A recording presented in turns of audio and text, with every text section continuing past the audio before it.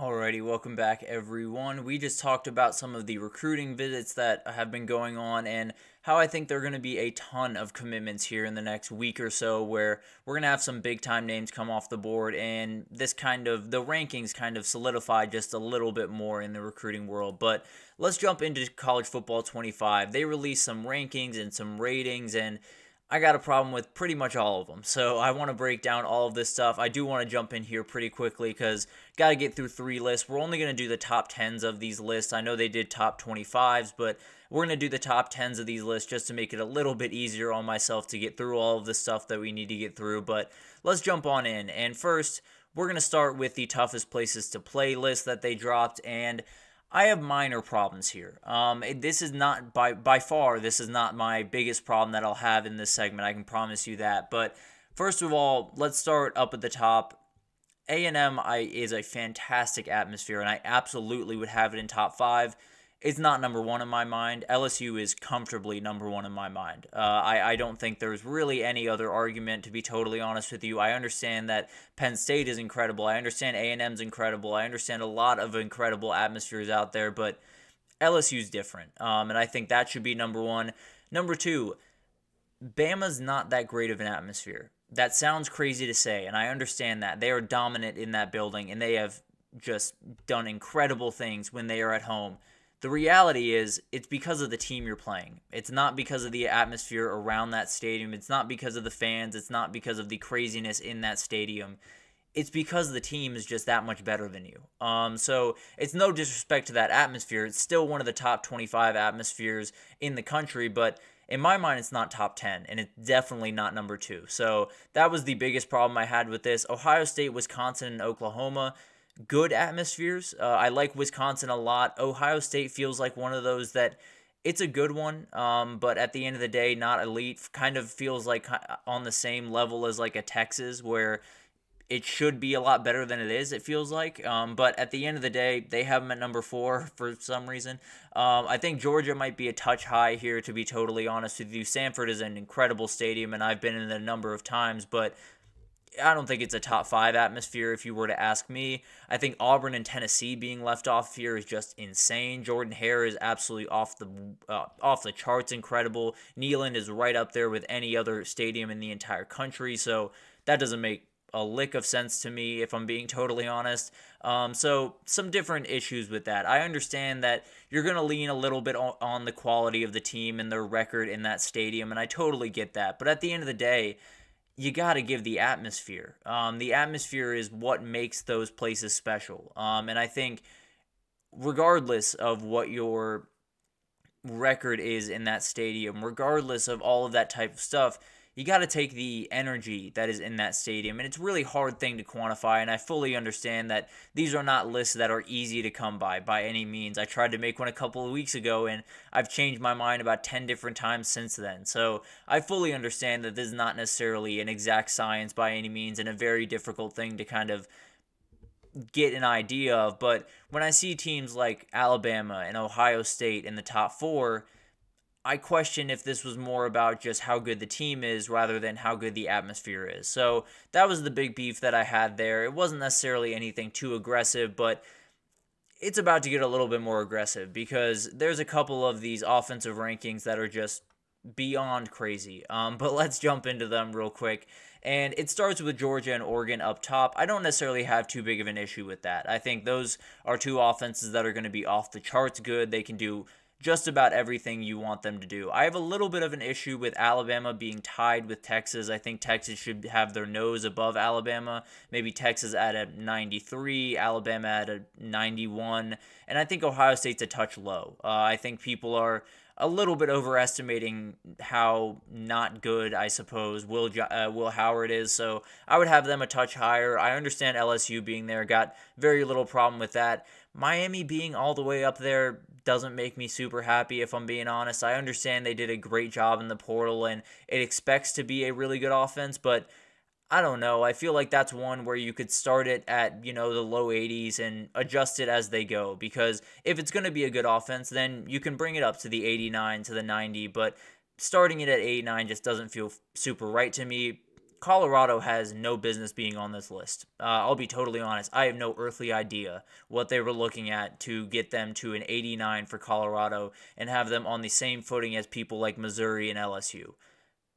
In what world? I'm sorry. This is a fun offense. They have a lot of really talented guys. Shadur Sanders is one of the best quarterbacks in the country. Travis Hunter is really fun. LaJohntay Wester, I think, is going to be a great player. I have seen none of that materialize into wins. I've seen none of that materialize into big-time points against teams that actually matter. So it's no disrespect to Colorado. I think they're building something out there, and I think the offense is going to be much better this year, but it's a far cry from an 89 and being one of the top offenses in the country. I can promise you that. And then the final one, Clemson being in the top 10 makes absolutely no sense. Clemson was just not a good offense a year ago, and they've done some things to get better at certain positions, particularly wide receiver, but I have no idea if all that's going to work. The way that I saw it last year was Cade Klubnik and Garrett Riley were on two totally different pages, and if that's the case going into this year, it doesn't matter who's catching passes. It doesn't matter who's running the ball. It's not going to work. So I think Clemson being in this group is just a little bit goofy to me. Ole Miss being this low, I don't necessarily love. It's a fantastic offense that was really, really good a year ago, so I don't necessarily understand how they're on the same footing as people like Utah and Penn State and Clemson, but you know, that's the ratings that they had. Apparently they went off PFF grading, which a lot of people have a lot of opinions about. I'm a little bit split on it, to be totally honest with you, but at the end of the day, I got some issues with those rankings, and the defensive ones, frankly, the top 10 is a little bit better. I'm cool with Ohio State being number 1. That defense is absolutely ridiculous. Georgia being number 2, more than fine with that. That totally makes sense. I think Oregon, Alabama, Clemson, Notre Dame, Michigan, all being on the same footing kind of makes sense. I think Alabama is a touch below that. I think they do have tons of ability on that defense and will be a good group, but I do worry about that back end at times. I do kind of worry about the pass rush in some different ways, so I dropped them down, maybe down to the Texas and the Penn States, but at the end of the day, I don't think this is a very bad list by any means. I think Florida State, Oklahoma, Iowa, Utah being right in that group absolutely makes sense as well. All very good defenses this upcoming year. There's a couple of beefs, though, and the biggest one, more than anything else, is Nebraska has to be in this group. They were a number 11 defense in the country a year ago, returned almost everyone from a year ago, and everyone's getting better. Nash Hutchmeyer is one of the best defensive tackles in the entire country. I think MJ Sherman's going to be a really good player. Bly Hill's going to be a really good player. So Nebraska not being on here is just insane. But outside of that, I don't have too many problems with the top 10. I have more problems down the list, though. I can promise you that. Let's start at number 16, where they have USC as a 86 overall. In what world is USC an 86 overall? In what world are they the number 16 defense in the country? They were bad a year ago, and they've gotten a new coordinator, and that's all well and good, but the personnel is still not good. It's not going to be a good defense, just plain and simple. It could be a passable defense. It could be an opportunistic defense.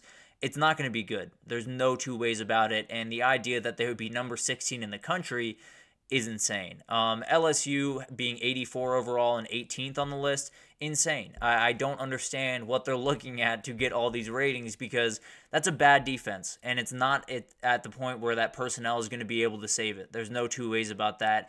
And then finally, the biggest one, I'm going back to Colorado. They're number 20 on the defensive list, and that is a outright bad defense. You can cut it any way you want. That is a terrible defense, and it was the entirety of last year. They've done some really, really good things and brought in some really good players for this upcoming year. It's still a bad defense. It's still a defense that has a front line that can play really good football for the majority of the game, and then a backside that is not going to be good, and a depth that is going to be pretty terrible, to be totally honest, if I'm being honest. So I don't necessarily love these ratings too much, I'll be totally honest, but one of the things I did love were the sights and sounds that came out of this game. That's the thing that gets me so excited. You see all the traditions going through, and there's going to be so many of them. You know, you have absolutely everything you could possibly want. The Howard's Rock touching it as they go down onto Clemson Field. The ASU Sun Devil and the FSU Seminole spearing the field before the game. You have the Nittany Lion opening the gate for the Penn State Nittany Lions as they run onto the field. The Oregon Duck, the Buzz, Bevo, all of them are in the game. So there is that energy that you want in that game where it's not just about what's happening on the field. I am not going to skip any of these intros because there's just going to be so many incredible things to have. Also, special calls for every team, including Kennesaw State, the new addition to the FBS, and it is "Who Gives a Hoot the Owls Do." I absolutely love that. That's an absolutely cool chant. They also have different chants throughout the games for different teams. They have Texas Fight, they have Go Ducks, they have an SEC chant for all of the SEC teams, which frankly is going to be hilarious to hear someone else kind of mockingly cheer that during a game. So absolutely love this. It's going to be really interesting to watch. They have whiteouts, they have blackouts, they have striped, checkered stadiums. They got everything that you could possibly want that is special about college football in this game. The one thing they don't, and they absolutely should, is horns down. For some reason, they are not including horns down in this game, and frankly, there is nothing more college football than everyone that is not a Texas fan hating Texas and doing horns down. So that's got to be in the game. If it's not this year, it's got to be next year. But they do have all the other hand signals. They do have horns up, obviously. They have the U. They have a ton of different great ones. The Wolfpack sign for NC State. So a lot of really great things. The only critique I have there is gotta have horns down in the game because it is as big of a part of college football as really anything in college football right now. So that's the only beef I have. Definitely some things that I don't necessarily love about the ratings, but those will update throughout the season and hopefully will find their level somewhere throughout the season. So it'll be fascinating to watch this kind of develop and see how these change because I tend to hope they do, but the reality is all this tells me is we're closer to this game coming out, and that's all I care about. So very, very happy. Whether I have bad things to say, good things to say, or medium things to say, we're a day closer to this game coming out, and I think we can all be excited about that. But let's take our final break here, and when we come back, we're going to talk about my guys going into the 2024 season. I feel like these 5 guys that I'm just about to talk about are just going to be really incredible this upcoming season and help their teams in a ton of different ways. So I'll break down that right after this, so stick with us.